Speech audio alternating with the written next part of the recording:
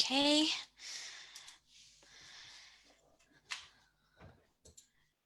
Hello, everyone. Thank you for tuning in here with us today. We're just gonna, as always, wait a couple of minutes for people to start to tune in. Mm-hmm.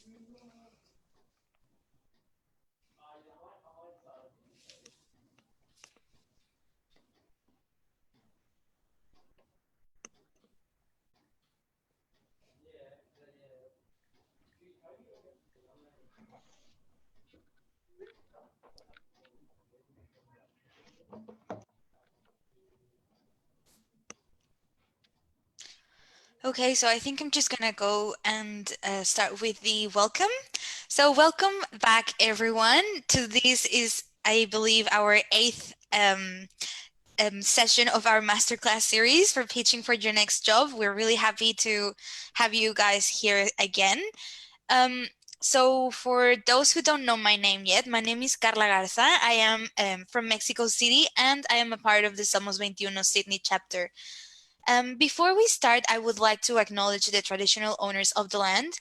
So here in Sydney, um, it's the home of the Gadigal people of the Eora Nation, and I would like to pay my respects to elders past, present, and emerging. Also, for a bit of context from what Somos 21 is, Somos 21 is a nonprofit organization that seeks to empower its members to create value by connecting and promoting collaboration between people from Australia and Latin America, mainly through our digital platform and also the events that we host in the different cities that we have presence. Also, we are very excited to announce that we started working with Deakin University. They are our pioneer sponsor, so thank you for that. And yeah, we're very excited for the projects that are coming as well.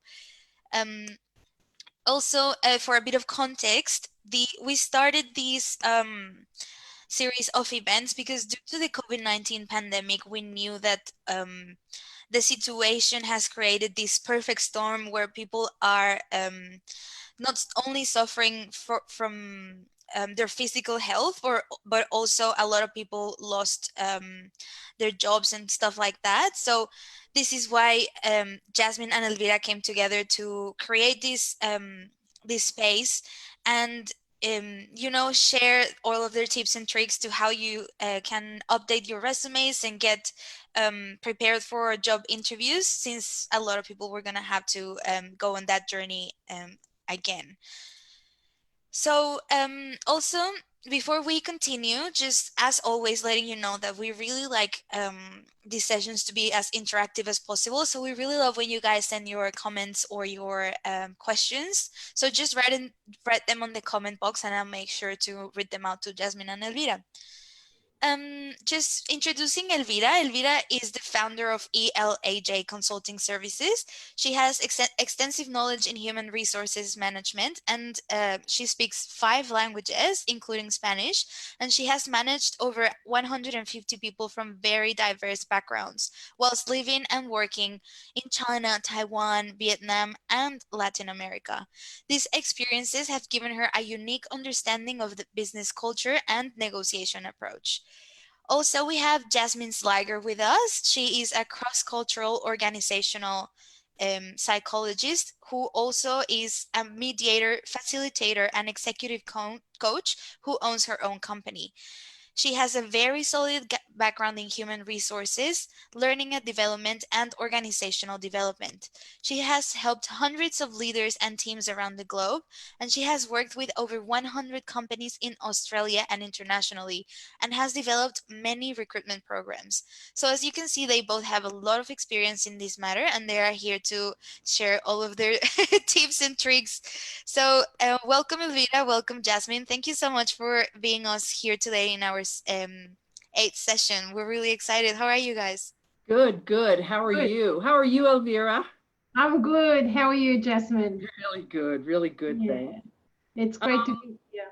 Yeah, it's great. It's great to see you guys again. And we thought we'd this is our second to the last session. And so next session, one of the things we're thinking of talking to Carla about is maybe having some kind of evaluation method for this program. We So tonight we're going to go over the questions you should be asking at just minimally, because we're just going to skate over them a bit. Then we're going to go into behavioral interviewing and situational interviewing, the differences between the two, how you prepare for it, and to go from there. Did I miss anything, Elvira? No, spot on. Okay, good. Okay, just want to make sure because my old brain's not so great tonight. Okay, now maybe we can start by looking. So if can you both see this screen? Yes. Great. Okay. Yes, all good. So as you can see that we went through all these questions, and we also went to what questions to ask. This is where we left it. It's important to prepare the questions you'll ask during the interview. Remember that an interview, of course, is a two-way street. The employer will try to determine through questioning if you have the qualifications necessary to do the job, but qualifications are important, but personality is even more important.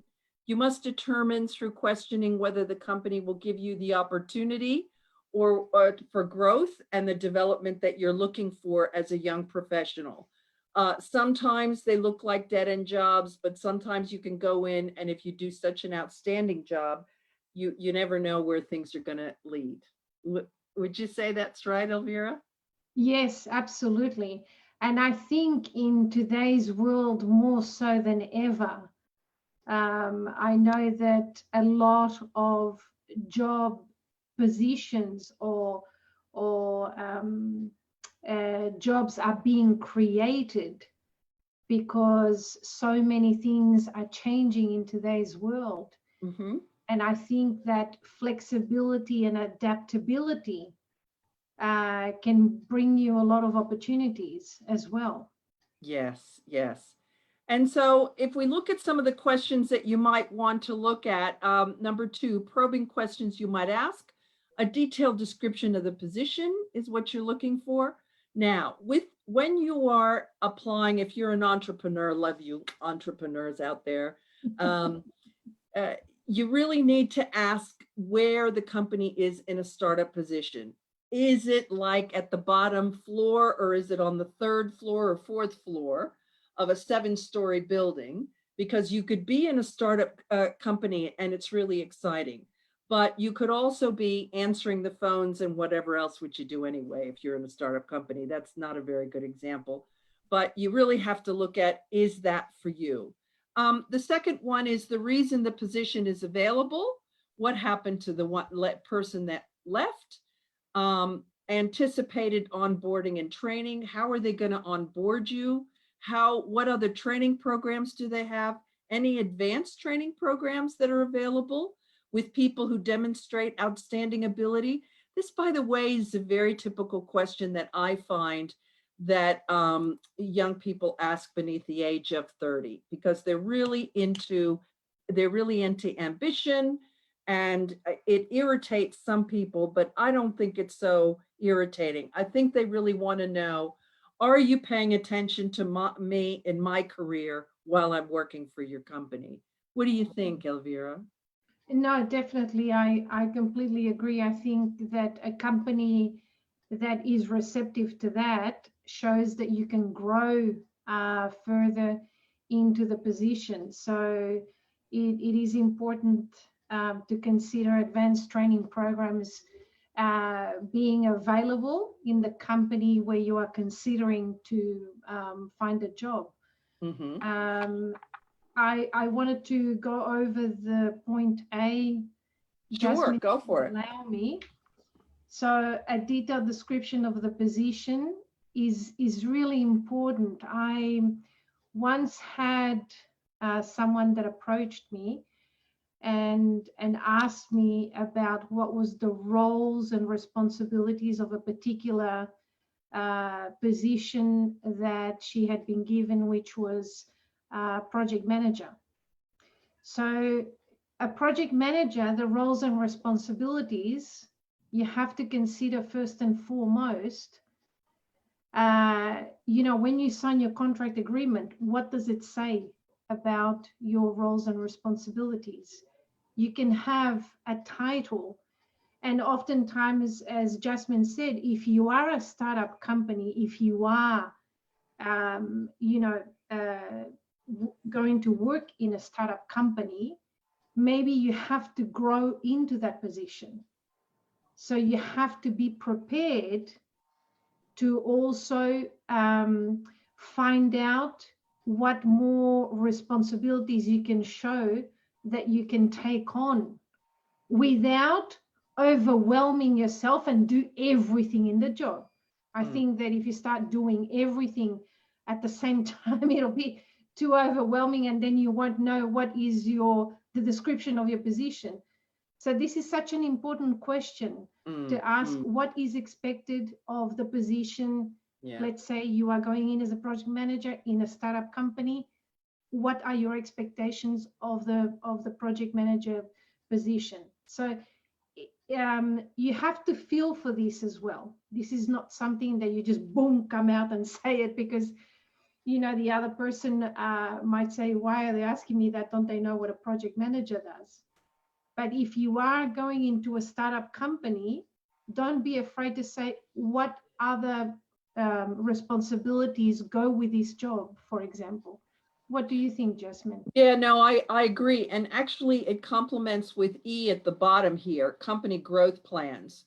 It is not unusual to ask a startup company, where do you hope to be in 5 years? Or where do you hope as a company to be in 5 years? Or how long before your company has a board and actually has proper corporate governance? What are you hoping?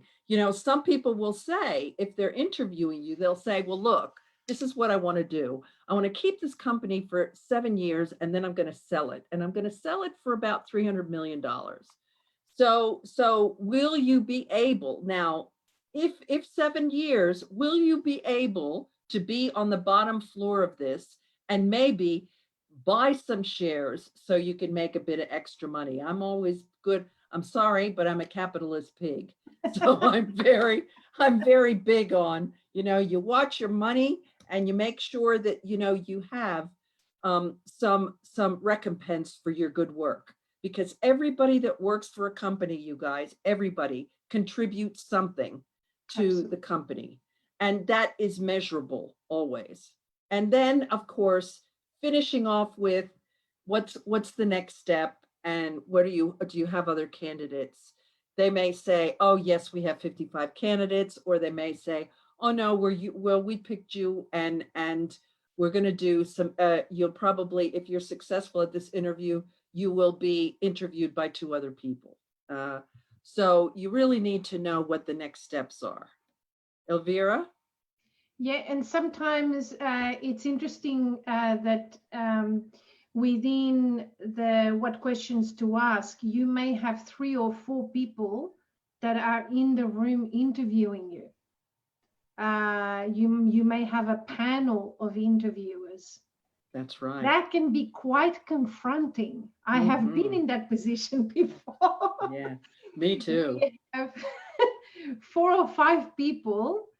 And luckily, in these interviews where I had a panel interviewing me, they each took a turn, so that was okay. But it is important to know, I think Jasmine and I touched on this, if you are going to prepare your questions, find out how many people are going to be in the panel interviewing you and what their positions are. I think this is something that Jasmine and I have discussed as well in this series. Find out what are their positions, because according to their positions, their questions will be directly directed in the field where they are. So, for example, I remember I had somebody from human resources in the panel.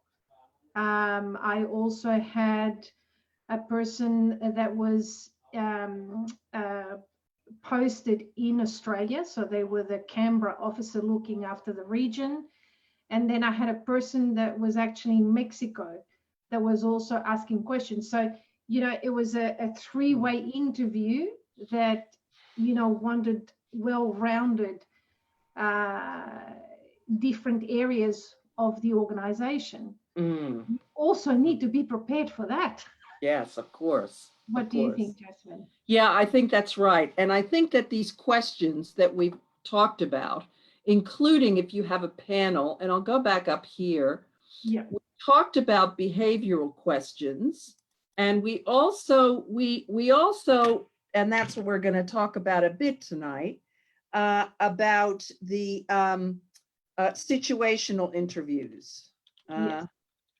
Which and with of course, the panel, I think that comes on quite well. Sorry, love.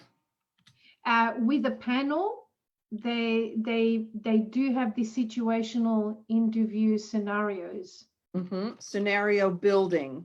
So we'll talk about that in a minute. But I wanted to make sure that you guys knew that there's basically two different types of interviews. There's behavioral interviews and situational interviews. So we'll talk about that in a little minute, and how you prepare for them.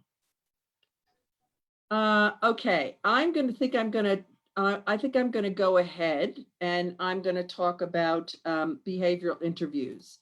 Yes. I know we talked about it last time, but basically the interviewer wants you to provide examples from your past employment of specific situations and go through how you behaved. Like, tell me how you work under pressure. Tell me about a time you were in conflict with a team member. Give me an example of a goal that you reached and how you achieved it. So with behavioral interviews, they're looking for certain behaviors. If you study, as Elvira said, if you study the job description or the job ad, sometimes you can pick it out. Sometimes job ads are terrible, and I'm sorry for that. But yeah. You can actually prepare by looking at what behaviors are the job ads looking for. And really, the best way to prepare for behavioral interviews is these traditional, and I'll just get out of here, these traditional questions, which we've gone over at length with you over this time, will really help, because it helps you kind of think about, you know, all the things that you've done. There's also important to prepare stories that show how successful you were. So there's something called the STAR approach. Okay, so STAR stands for situation, task, action, result. I'll say it again. STAR stands for situation, task, action, result. Situation, describe the context in which you performed or faced a challenge. So you could say, well, I was a team leader about 2 years ago. Task, describe your responsibility, resolve your responsibility. So I was a task leader and I was asked to resolve conflict in a team because they weren't playing nice and they weren't getting along. Action, focus on what you did. So I decided to have lunches with everyone once a fortnight to make sure that I could see how the team was getting along. Results, R for results. How did the contribution, how did you contribute to your work? How was that successful? And that's what STAR is. It's old as the Bible, but it's it's a good example. What do you think, Elvira? Completely. I think that's a really good methodology, and it helps you to go through this method of looking at 4 aspects. Completely agree with you, Jasmine. Yeah, and so what it helps us as decision makers, and I'm talking on behalf of Elvira and myself, is it helps us look at, do you have good problem solving skills? Do you have an analytical ability? Are you a good team worker? Are you good at persuasion if that's what's required for the job? So we're looking for those kind of behaviors. The second one I want to talk about is called situational interviews. The old name was scenario building, which is still stuck in my head. So situational interviews is they give you a particular situation and they ask how you would deal with something. So again, in order to prepare, look at these traditional questions we've gone over with and start to identify the key requirements for the job. And I've got something here I'd like to share. Here are some examples of situational interviews. Okay, mi gente, here you go. If you were in a meeting with a client, your supervisor promises that you will meet a deliverable in 2 weeks, but you are pretty sure it's going to take 3 weeks. How would you handle it in the meeting? What would you say when talking to your supervisor later? Next one, you go out for lunch and see a coworker having a great time with her friends, and you know for a fact that she called in sick that morning. What would you do? 3, you assume you are the manager and you have an employee who has been late 3 times in the past week and just called in for the 5th time this month. What would you say to this employee on the phone? How would you handle this situation once she's back? Man, I've dealt with all these in HR. This is an interesting one. So these are good examples of situational interviews. They want to see, again, how are you going to handle this? So if we looked at, and so if we played a game, Carla and Elvira, and we said, okay, maybe number 1, if you're in a meeting with a client, your supervisor promises that you will meet a deliverable in 2 weeks. So I'll play the supervisor. The supervisor says, oh, ladies, you can do this in 2 weeks, but you're pretty sure it's going to take 3. How would you handle it in the meeting? And what would you say when talking to your supervisor later? Well, okay, Carla, go for it. And so Oh if God. someone in the audience, Oh, that's a someone in the hard one. audience has any ideas? I think I wouldn't want to put the supervisor on the spot in the meeting with the client. Like Well I done. wouldn't contradict him. I would maybe wait until after and have a chat with my supervisor and say, hey, I think this is going to take longer, but I wouldn't contradict him in the meeting. Did I pass the Yes. test? Yes, you did Okay. at A+. And as a matter of fact, one of the things that I would ask, one of the things I would say is, okay, so if you have to check in with the people that are responsible, that you're responsible with, you might want to also say, if you're the team leader, you know, George, I think it might take 3 weeks, but you know what? I'd like to check with the team because I think it's going to take a good 3 weeks to do this. And so I'm just letting you know, but please let me check with the team and see how we go. Okay? Okay. So that would be when you talk to him after the meeting. After yes? the meeting, yes, Yeah. because Yeah. always there is an old thing that says praise in public, criticize in private. So always, if you have anything to say about your boss, even though he says, oh, you can tell me anything, that's a lie. That's a lie. Yeah, always discretion, always discretion. Although I've worked with Latin American students and Latin American professionals, and they do that anyway. I think it's just, I think we were raised in a way that's very respectful. Okay. Second one, you go out for lunch and see a coworker having a great time with her friends.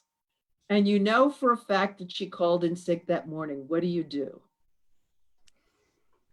This one You is for you, pull out Elvira. the gun, pull out the gun then, or do you wait till everybody, she gets back to work? Okay, what would you do, guys? I'm just kidding now. What would you do? Okay, I might have a go. It might not be Okay. the right answer.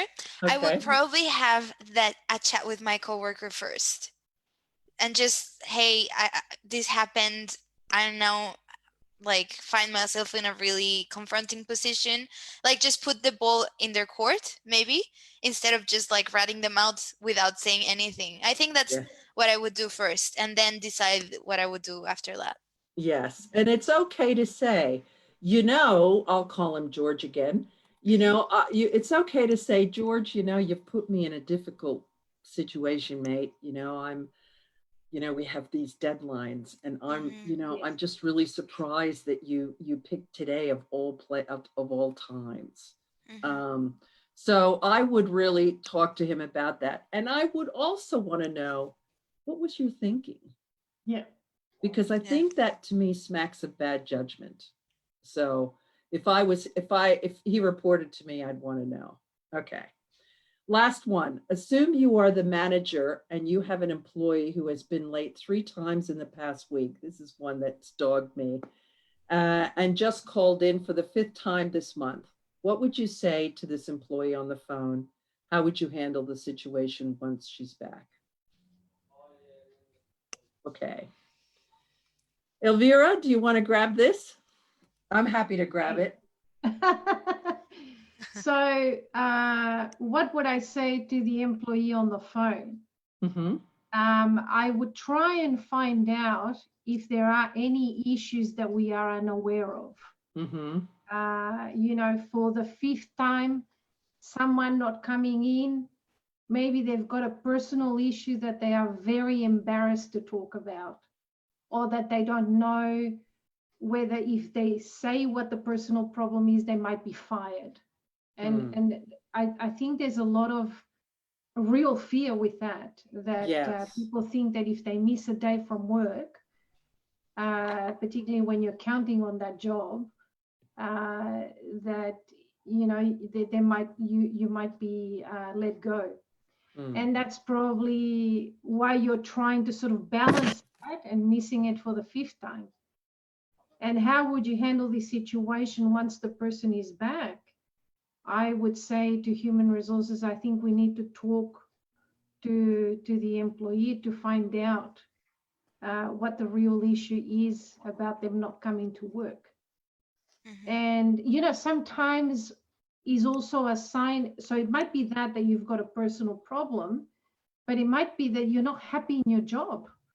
And maybe there is an opportunity to relocate you to a different team. Yeah. And that might be something that could take place. What do you think, Jasmine? Yeah, I think for me, I'm always asking, just wondering what's going on. Yeah. And I really pause because I want to give the other person time to think about before they answer. Then I probably would say, George, I'm really concerned about your being late again the 5th time, because you know what? It's starting to affect the team. And I'm really concerned about it, because it's going to really affect our productivity. And I wonder what you think about that. Now, he may say, I don't care about your productivity. Or he may say, yeah, you're right. We do have that report at the end of the month that's due for the bank. I think I better, I think I better pull my socks up. Or you might, but certainly the first place is to ask why, and also to ask, is there anything I can help with? Is there something I can help as an HR person and also a psychologist? We are bound by certain ethics, so we're not allowed to say, to divulge confidential information. So if somebody says to me, oh, well, my mother's sick, or we've had to put my brother in rehab because he's been drinking and drugging, and that's taken, every morning I have to make sure I babysit him because he's not doing well. you know, I always want to make sure that I'm abreast of this. And then what I do say to the employee is, would you mind if I let your boss know that there's a legitimate family issue that you're dealing with, and that's why you've been late? Because then at least the team knows what's going on. They don't have to know the ins and outs, No. but they need to, you know, but at least there is a family issue that you're dealing with. And a family issue could be anything. So, and how would you handle the situation once she's back? Once she's back, I'll call her Georgina. I would probably sit down and have a chat with her and say, and touch base with her during the day to make sure she's okay. And also to make sure that other people aren't pissed off. Because if she is part of a team, other people may say, well, look at Jasmine. She's letting this person come in and out whenever they want. Gosh, if it was me, I'd be in trouble, you know? And so that then starts talking about favoritism and all that, and then you get in trouble. So, all right. So in a nutshell, I'll get out of here. So these situational interviews are really important. And it's important for you guys to prepare for that. One of the things we're going to do next week, and I want to talk a little bit about next week, is we're going to talk about testing, because a lot of people do psychological testing before you get on board. And so I want to talk about maybe some of the different tests that we use. And they are very hard to prepare for, but we can talk about that next week. Elvira, is there anything else you think we should cover tonight? Because I don't want to go over too much tonight. I just want to make sure that we've covered what we need to cover for next week. Yeah. I think we have covered quite a lot of ground, or at least with some good examples. And I think what would be interesting, Jasmine, is to find out if there are any questions from the audience. Yes. Maybe they have experienced some of the situational scenarios, and they may want to ask us questions that, you know, perhaps there was a situation that you feel could have been handled differently. Yes. Is this something that you would like to share with us? And perhaps we can give you some insight. Yep. As to, you know, what are the tools or strategies that you can use to do that. Yep, that's absolutely right. Carla, anybody have any questions yet? Not yet, guys, but let's give them a couple of minutes if someone wants to pop in a question in the comments. Questions, Carla.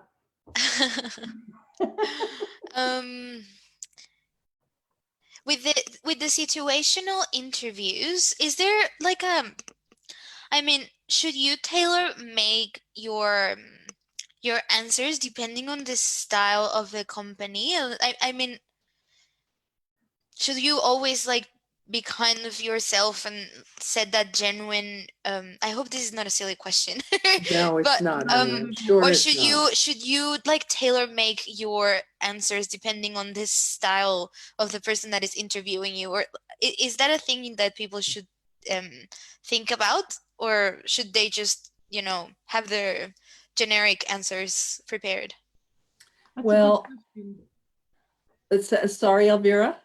That's a good question, but Jasmine, please. No, go ahead. I'll let you start because I've been blabbing tonight. I think that one of the things that Jasmine and I talked about today was flexibility and adaptability. And I think that is a very good question, Carla. If you find that your interviewer has a particular style, because you can prepare all you want, and you can have a script like when you're going into a movie. But when you have a script, is the actor that makes that script a good one or a bad one? Yeah. So I think that when you have your script and you find that the interviewer is sort of not what you expected and is actually a different person, so you can modify that. You can be flexible and adapt to your situation. And I think it's important to do that so that you try and remain yourself as much as possible. What do you think? Yeah, I think that's right. Be as much yourself as you can without compromising yourself. And I do think that I'm really happy I learned to speak English because what agility, being agile, being able to just, move with whatever's going on. For me, obviously, I'm highly extroverted. So I have to, in an interview, shut up. I have to really not use my hands so much. I have to kind of put my hands on my lap. I have to listen very carefully. And especially if somebody is introverted that is interviewing me, because I could easily overwhelm someone, easily. Because I do have a big personality. So that is something that I have to contend with. Now, being that I own my own company, my boss is really nice to me. so I don't have to worry. But when I'm out in the public, I do have to consider that. And be in many ways extra respectful.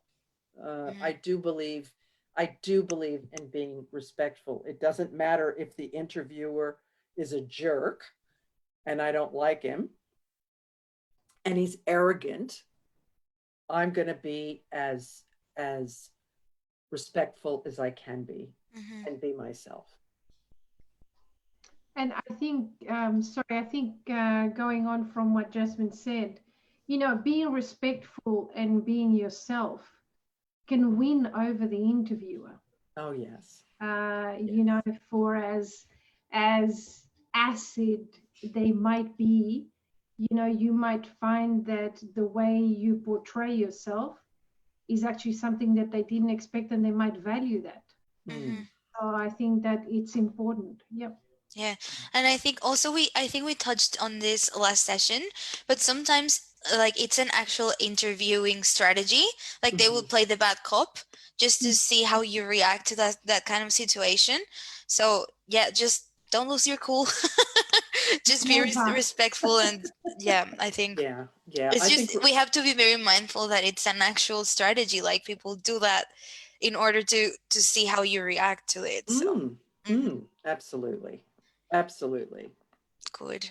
Also, I really like those examples of the situational interviews that you got there, Jasmine. Yep.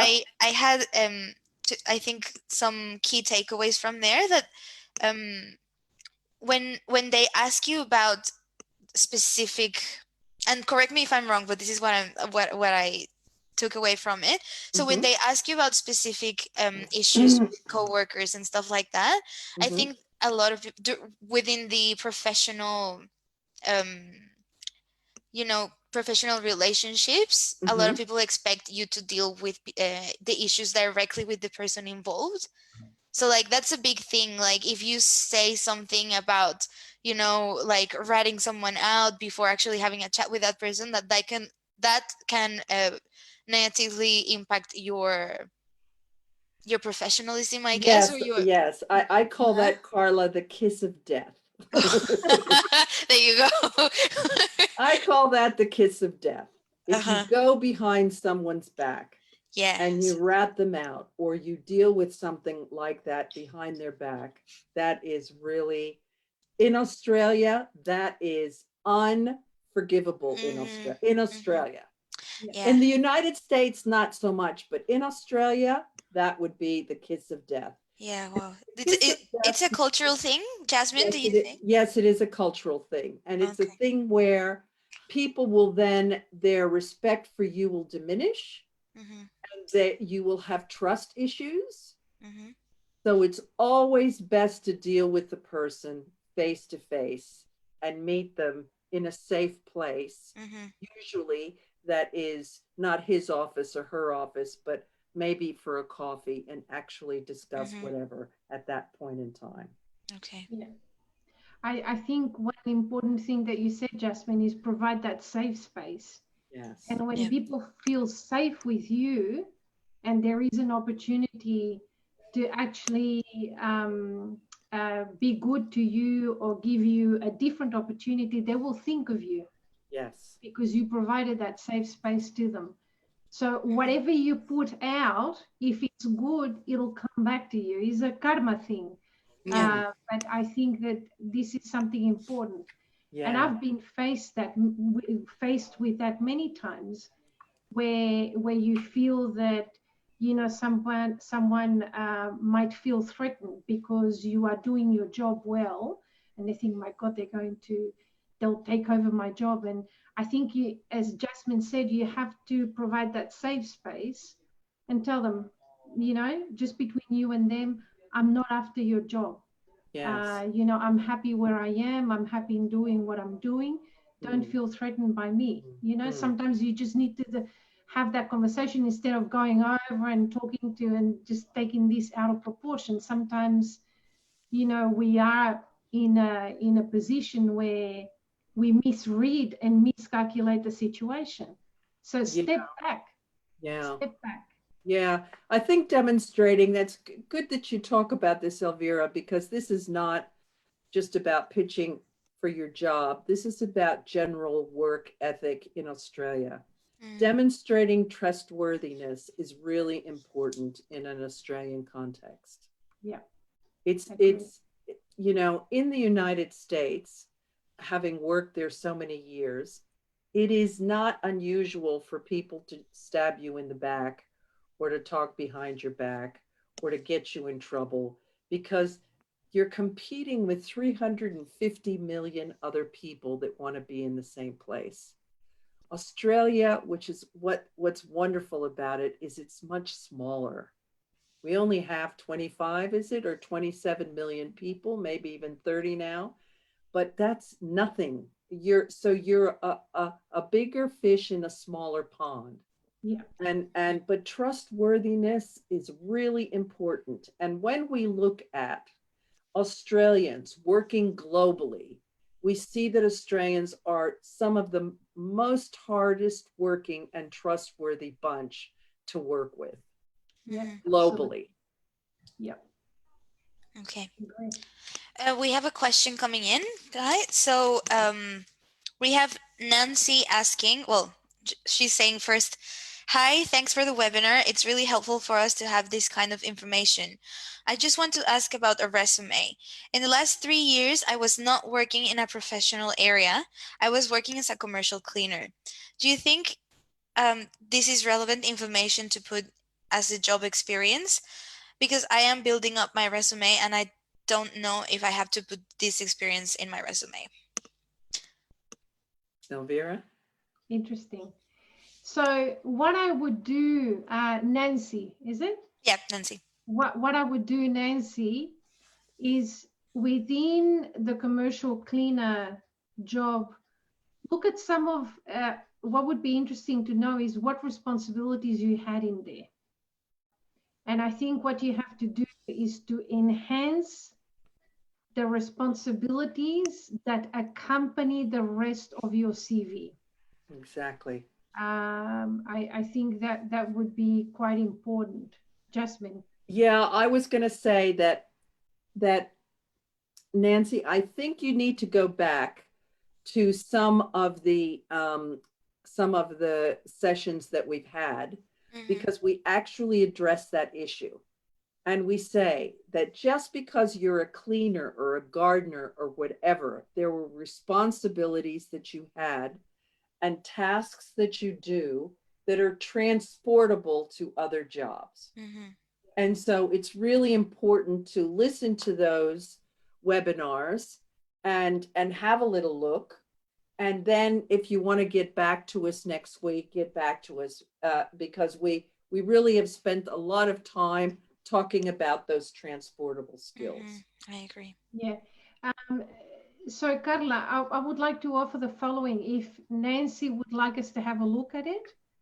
To her resume? at her resume. Mm-hmm. So perhaps we could have a look at it and get back to her in the next 2 weeks. We would be happy to do that. Okay, Okay. sure. I'll send her a message if she is Yeah. not. Okay. Yeah. Okay. That's good. There's no more questions, guys, but maybe Good. to wrap up this session, I would like to ask you maybe two things for to wrap it up. Yeah. So, number one, let's start with the negative and end up with the positive. What you guys have done many job interviews, so you have been you know that side and you have seen many Mhm. many people. So, what is the number one mistake that people make during a job interview? And what is the number one thing that you look in a person that you are going to hire? I know it might it might vary depending on the role, but what is the main, like, that skill or that thing that you always look in a person you're going to hire for a position? Elvira, I'll let you go first. Yeah. So perhaps one of the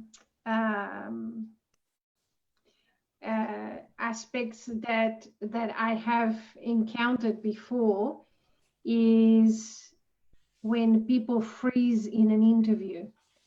I think this is very natural, but when they freeze and there's just they're not able to unwind or to relax, I find that very difficult. And I guess it's up to the interviewer to have that skill to relax the person. But it can also, on one occasion, it was because the person didn't have sufficient information or hadn't done their homework sufficiently for the interview. So I kept asking questions, trying to, give the opportunity for the person to provide the answer in a different way, and they weren't able to do it. So being underprepared really shows in an interview.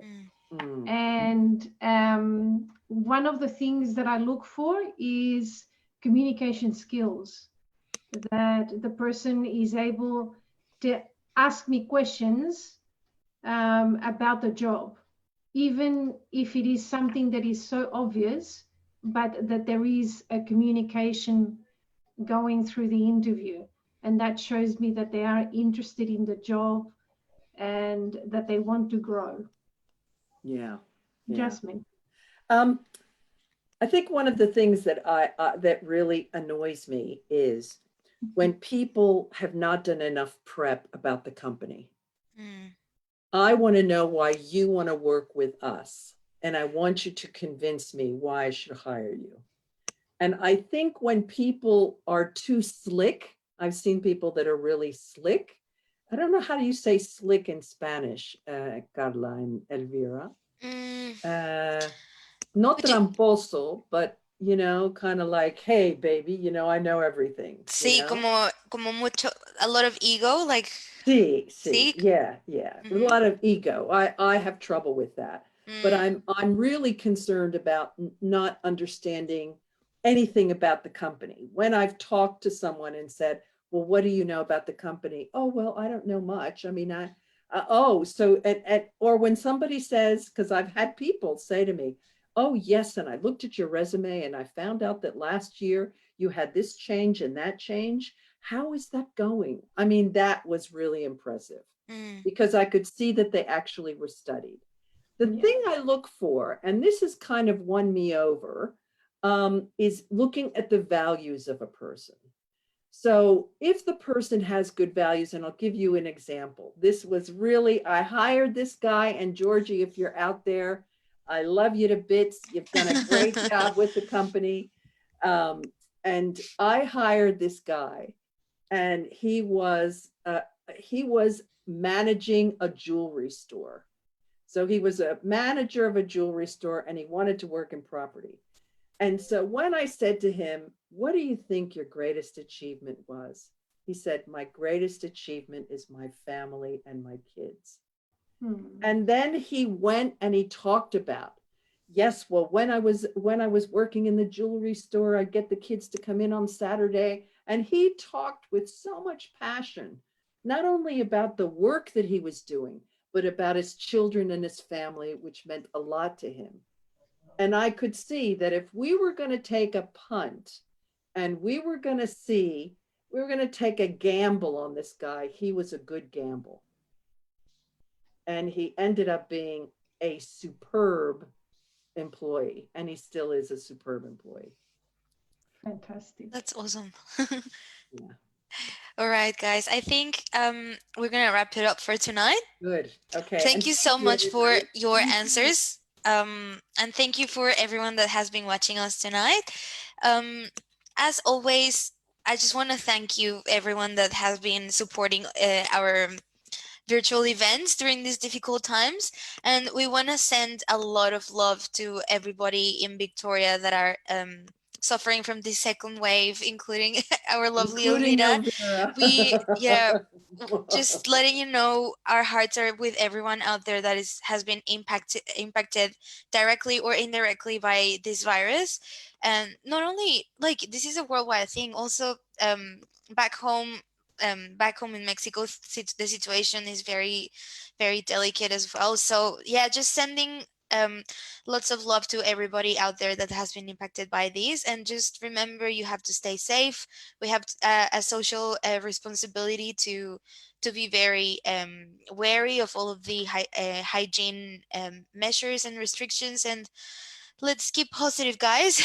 This is not going to be forever, and we're here to support you as well. This is what the reason that we exist. Somos 21, we just want to help people connect and help people to